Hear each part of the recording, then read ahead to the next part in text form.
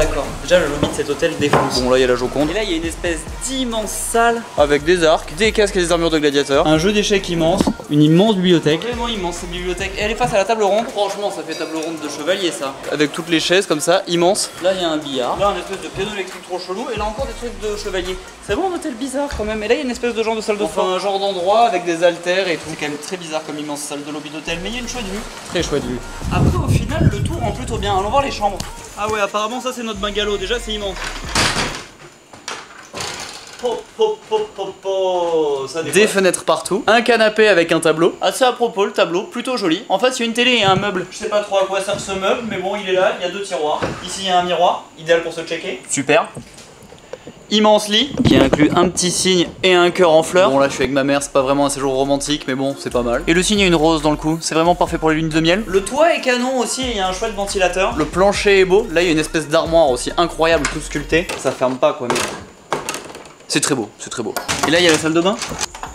Ah d'accord, la salle de bain est incroyable aussi. Déjà elle est sous une serre, ce qui est vraiment magnifique, à moitié intérieur-extérieur mais il pleut pas dedans. Là il y a une espèce de baignoire magnifique enfoncée dans le sol. Genre là c'est le sol et la baignoire est enfoncée. Pas mal du tout. Où est le G?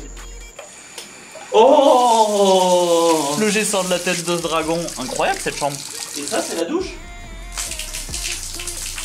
Super, super hôtel. C'est tout à fait incroyable ce système. Mais après le lavabo défonce et ils offrent des brosses à dents. J'adore les hôtels qui offrent des brosses à dents. Incroyable salle de bain, vraiment cette verrière là, pendant un espèce de long bain chaud après avoir pris la pluie, un régal. Et la chambre vient avec 2 tapis de yoga.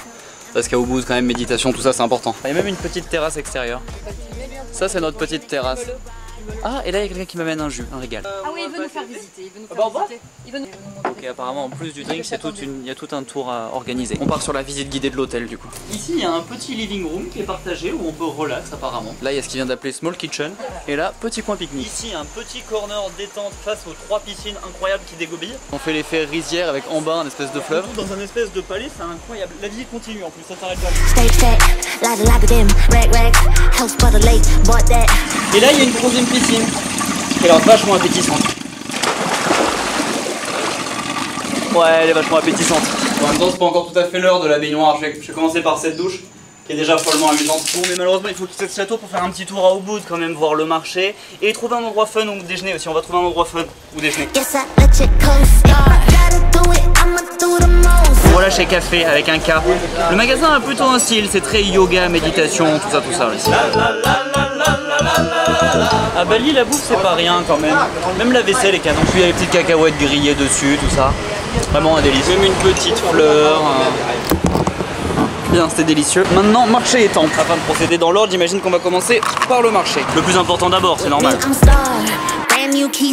Au chemin, il y a aussi quelques magasins de bacs qui permettent de s'arrêter, de faire une halle. Donc temple et marchand de bijoux, plutôt beaucoup de jolies choses au bout finalement. Les magasins vendent des beaux trucs. Bon alors après c'est très chouette tout ça, mais ça vaut un peu 210 balles. Et après si vous êtes à la recherche de sceptres, là quand même il y en a des incroyables. Double cristaux, argent, corail. Très très beau sceptre. Un gros rayon baguette magique. Plutôt marrant ce genre de boutique ésotérique du coup. En tout cas je comprends que ça donne envie de méditer. C'est vrai que si on le fait avec un espèce de bâton de sorcier, au milieu de petits temples, tout ça. Je comprends qu'on finisse par se foutre au yoga au Ubud. Yeah. Du coup ils vendent les dessous de plats et autres petites sculptures devant les temples. Ce qui est cool au Ubud c'est que la ville est dans un temple. Du coup partout en marchant il y a des petits temples, des offrandes. Grosse spiritualité au Ubud. Ils utilisent même les temples pour exposer leurs tableaux dessus. Bon évidemment quelques achats ont été faits. On les remontrera au château. On habite dans un château. Hein. Bon du coup nous voilà dans un temple, enfin, un peu de culturel. C'est un chouette temple et c'est marrant, la dernière fois que je suis venu c'était l'été et du coup il n'y avait aucune plante dans l'espèce de bassin alors que là elles ont vachement poussé. Du coup ça a plutôt beaucoup plus d'allure à cette saison. Après c'est tout, il n'y a que ça, hein, une devanture et cette espèce de pyramide, hein, pas non plus. Le fait que toutes les statues et tout soient recouverts de mousse aussi ça fait vachement stylé. Et là c'est le Ubud Palace, c'est les 2 palais à faire à Ubud, les 2 espèces de temples. Il est très beau celui-là aussi, on peut plus rentrer dedans et se balader, passer dans les portes et tout. Et celui-là il est bien gardé par plein de petits monstres là. Après à Ubud il pleut beaucoup. Bon normalement ça dure pas longtemps, c'est passager, tout ça. Bon mais ça passe pas et là il pleut trop, je crois qu'on se retrouve au château. On se retrouve au château, j'aime bien dire ça. Il est temps de vous montrer les achats qu'on a effectués hier. Une magnifique couverture en crochet. C'est vrai que j'en avais déjà une, mais quand je suis passé en France, je me la suis fait taxer. J'en avais plus, mais celle-là est plus belle, elle a des meilleures couleurs, elle est plus grande. Et c'est pas facile de trouver une couverture en crochet parce qu'ils font beaucoup de trucs en crochet, genre des soutiens-gorge, des maillots de bain, mais pas beaucoup de grosses couvertures. Et ensuite, du coup, une autre couverture en crochet, la même taille. Non, mais celle-là, là où l'autre est noire, elle est verte. Pas mal, très bel achat. Ça vaut une fortune. En France, on a payé 60 € les deux. Et ensuite, ma mère s'est acheté des bagues de dragon. Ils ont des noms? Bol et Z. Dragon Ball Z. C'est un métier. Même le Starbucks, c'est un look good ici. T'avais pas de bruit. Brand new keys to car. I'm the boss of the king and the czar. Got me so high, so addicted. Telling me I'm